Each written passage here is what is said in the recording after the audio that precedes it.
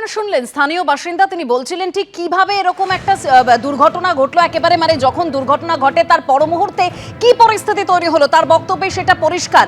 প্রথমবার অবতরণের সমস্যা, দ্বিতীয় অবতরণের জন্য ইমার্জেন্সি কল দিয়েছিল পাইলট। আমরা এই মুহূর্তে আবারও যোগাযোগ করেছি অবসরপ্রাপ্ত পাইলট ক্যাপ্টেন আশরাফ শেখের সঙ্গে। ক্যাপ্টেন শেখ, আবারও যেটা আপনার থেকে জানতে চাইবো যে কি মনে হচ্ছে, কি সম্ভাব্য কারণ থাকতে পারে এরকম একটা দুর্ঘটনার পেছনে, এরকম একটা ছোট ফ্লাইটের ক্ষেত্রে?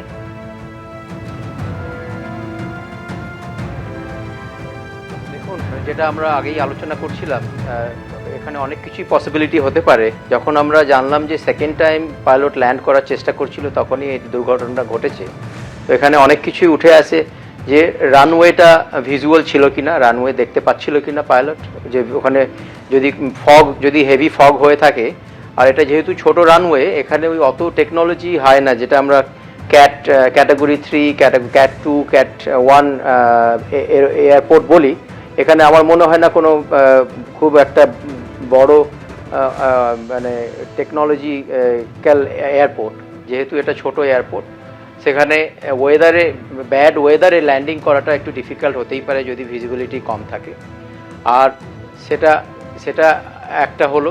দুটো হচ্ছে যে রানওয়ে যখন সেকেন্ড টাইমে যদি কখনো, এটা যে একটাই এখানে রানওয়ে ছিল, যদি রানওয়েটা ভিজুয়াল হওয়ার পরে যদি রানওয়েটা ল্যান্ডিংয়ের উপযুক্ত না থাকে, ধরুন রানওয়ের ওপরে কখনো হয় কি পশু চলে এলো বা কোনো ভেহিকেল দাঁড়িয়ে আছে, মানে উপযুক্ত না, তখন পাইলট আবার সেকেন্ড টাইমে ল্যান্ড করতে আসে।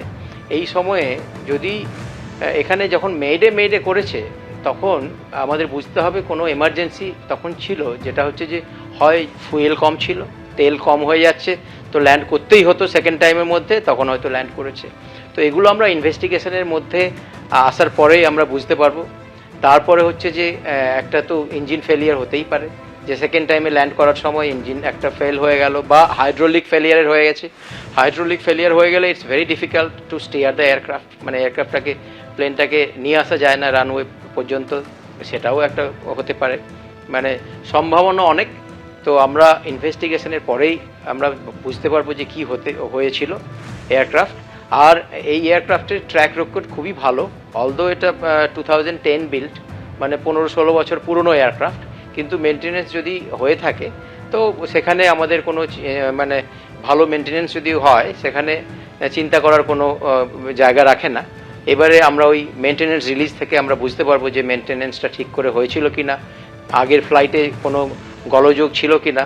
যদি গোলযোগ থাকে তাহলে আগের যে পাইলট ওনারা লিখে যায় যে আমার অবজারভেশনে এটা প্রবলেম ছিল, তখন ইঞ্জিনিয়ার ওটাকে আবার সার্টিফাই করে, চেক করে, তারপরে চেক করার পরে সার্টিফাই করে তারপরে এয়ারওয়ার্দিনেস সার্টিফিকেট দিলে তখন প্লেনটা আবার সেকেন্ড ফ্লাইটে যেতে পারে। তো এইগুলো এখন ইনভেস্টিগেশন করার পরেই আমরা একটা জায়গায় আসতে পারবো যে কিভাবে বা কেনই বা এই মর্মান্তিক ঘটনাটা হলো। ক্যাপ্টেন শেখ, আরও একটা বিষয় জানতে চাইবো, যেরকম আমাদের কাছে তথ্য আসছে যে 2023-এর 14ই সেপ্টেম্বর এই লিয়ার জেট 45 সিরিজের এই এয়ারক্রাফট সেক্ষেত্রে কিন্তু একটা মানে স্কিড করে যায়, মহারাষ্ট্রতেই স্কিড করে যায়, এরকম একটি ঘটনা ঘটেছিল। তো এই ধরনের এয়ারক্রাফটগুলো কি দুর্ঘটনা প্রবণ বলে মনে হয়? দেখুন, এই এয়ারক্রাফট লাস্ট 23-তে এইটা ফ্যাটাল অ্যাক্সিডেন্ট হয়েছিল। জেএম বক্সি বলে একটা কোম্পানি, ওই কোম্পানির কর্ণধাররা এয়ারক্রাফটে ছিল, ওটা স্কিড হয়ে যায়, কিন্তু কোনো ফ্যাটালিটিস হয়নি। আর লাস্ট যদি আপনি 10 বছরের রেকর্ড দেখেন, এখানে মেক্সিকোর একটা এয়ারক্রাফট, সেখানে কিছুজন মারা যায়। সেখানে আরও ধরুন 10টা এর মধ্যে অ্যাক্সিডেন্টের মধ্যে 3টে ফ্যাটাল অ্যাক্সিডেন্ট হয়েছিল, যেখানে লোকজন মারা গিয়েছিল, অন্যগুলোতে কিন্তু মারা যায়নি। ফলে এই এয়ারক্রাফটের সেফটি হিসেবে এটা খুবই পপুলার এয়ারক্রাফট ছিল। প্রাইভেট জেট ইউএসএতে খুব ইউজ হয় এটা। আর এটা কানাডার তৈরি এয়ারক্রাফট, খুবই ভালো রেকর্ড, কিন্তু অ্যাক্সিডেন্ট তো নতুন এয়ারক্রাফটেও হতে পারে। এইটারও আমরা ইনভেস্টিগেশনের পরেই বুঝতে পারবো যে কি গোলযোগ বা পাইলট এরর বা রানওয়ে সেফ ছিল না টু ল্যান্ড, বা ফুয়েল শেষ হয়ে গিয়েছিল, বা মেনটেনেন্সের গোলযোগ ছিল, আমরা সেটা তখনই আমরা বুঝতে পারবো। ক্যাপ্টেন শেখ, আপনি বারবার বলছিলেন যে ওয়েদারের ব্যাপারটাও যথেষ্ট ইম্পর্টেন্ট এক্ষেত্রে। তো এখনো পর্যন্ত প্রাথমিকভাবে তদন্তের যা তথ্য সামনে আসছে তাতে খারাপ আবহাওয়া ছিল, দৃশ্যমানতা কম ছিল।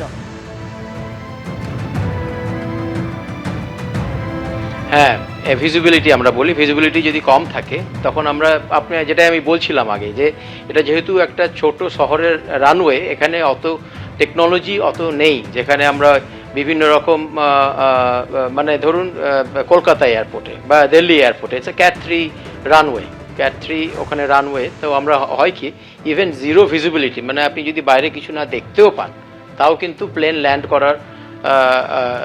ল্যান্ড করা যায়, বিকজ ওখানে টেকনোলজি অনেক কিছুই আছে, সেটা সামনে না দেখলেও প্লেন দেখতে পায়। সেইভাবে আমরা প্লেন পাইলট যারা এক্সপিরিয়েন্স পাইলট সেখানে ল্যান্ড করতে পারে জিরো ভিজিবিলিটিতেও। এই ক্ষেত্রে আমার মনে হয় না যে এই এয়ারপোর্টটা অতটা উন্নতি মানের এয়ারপোর্ট বা রানওয়েতে অত টেকনোলজি আছে যেখানে প্লেনে থাকতে পারে, কিন্তু আপনাকে রানওয়েতেও হতে হবে, মানে এয়ারপোর্টেও ওই টেকনোলজি থাকতে হবে, তবেই একটা কাপল হবে। মানে এখানে একটাতে আপনার টেকনোলজি আছে আর এখানে টেকনোলজি নেই, তাহলে কিন্তু আপনি হবে না। আপনি সে যদি সব থেকে পৃথিবীর দামি প্লেনও নিয়ে আসেন, ওখানে যদি আপনার কিছু কিছু জিনিস টেকনোলজি না থাকে তাহলে কিন্তু আপনি জিরো ভিজিবিলিটি বা কম ভিজিবিলিটিতে ল্যান্ড করাটা সেফ হবে না। তো এখানে যেটা আমি আগেই বলছিলাম যে হয়তো ভিজিবিলিটি যদি কম ছিল হয়তো তাই জন্য প্রথমবার ল্যান্ড করতে পারেনি, তখন ইটস নর্মাল, আবার ট্রাই করে। তখন ট্রাই করতে গিয়ে যদি পাইলট ভুল করে, এখানে দুটো পসিবিলিটিস হতে পারে, আমি বলছি না কোনটা, এটা আমরা ইনভেস্টিগেশনের পরেই আমরা আসবো। আমার যেটা মনে আসছে দুটো জিনিস এখানে হতে পারে। এক, ল্যান্ড করার সময় পাইলট একদম ভিজিবিলিটি কমে গেছে, দেখতেই পায়নি, কিন্তু ল্যান্ড করে দিয়েছে রানওয়ের জায়গায় পাশে ল্যান্ড করে দিয়েছে, সেটা একটা হতে পারে। দুই হতে পারে যে সেকেন্ড টাইমে যখন ঘুরে আসছিল তখন যদি ফিউল কম থাকে, যদি যে তেল কম থাকে, তখন কিন্তু পাইলটকে they have to attempt to land, মানে সেটা ভিজিবিলিটি কম হলেও যা ইনস্ট্রুমেন্ট দেখাচ্ছে, যা সামনে আছে দেখে একটা ল্যান্ড করার হয়তো প্রচেষ্টা হয়েছে। তো ভিজিবিলিটি মানে খুবই একটা বড় রোল প্লে করে এখানে, অ্যান্ড ভিজিবিলিটি না থাকলে তো পাইলট না দেখে ল্যান্ড কোথায় করবে। তো এটাকে আমরা উড়িয়ে দিতে পারবো না। ভিজিবিলিটি যদি ওখানে মানে মিনিমাম ভিজিবিলিটি আমরা যদি সেই আমাদের ক্যাভোকে বলি যে 1000 মিটার আমাদেরকে দেখতে হবে সামনে, সেখানে কখনো কখনো যদি 700 মিটারও দেখা যায় তাও ল্যান্ড করা যায়। এবারে কখনো কখনো ডিপেন্ডস অন দ্য পাইলট, মানে এয়ারক্রাফট এবং পাইলটের ট্রেনিং, তার উপরে ডিপেন্ড করে যে কতটা।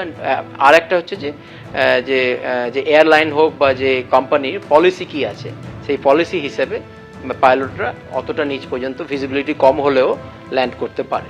তো এইগুলো আমাদেরকে খতিয়ে দেখতে হবে যে ওই এয়ারক্রাফটের পাইলটের কি এক্সপিরিয়েন্স ছিল, বা ভিজিবিলিটি কত লো পর্যন্ত পলিসি পারমিট করে, যে ওই কোম্পানির পলিসিতে কত কম ভিজিবিলিটি পর্যন্ত একটা এয়ারক্রাফট ল্যান্ড করা যায়, না হলে টার্ন অ্যারাউন্ড করে নিয়ারেস্ট সেফ এয়ারপোর্টে, অল্টারনেটিভ এয়ারপোর্ট যেটা আমরা বলি, অল্টারনেটিভ এয়ারপোর্টে চলে যেতে পারে।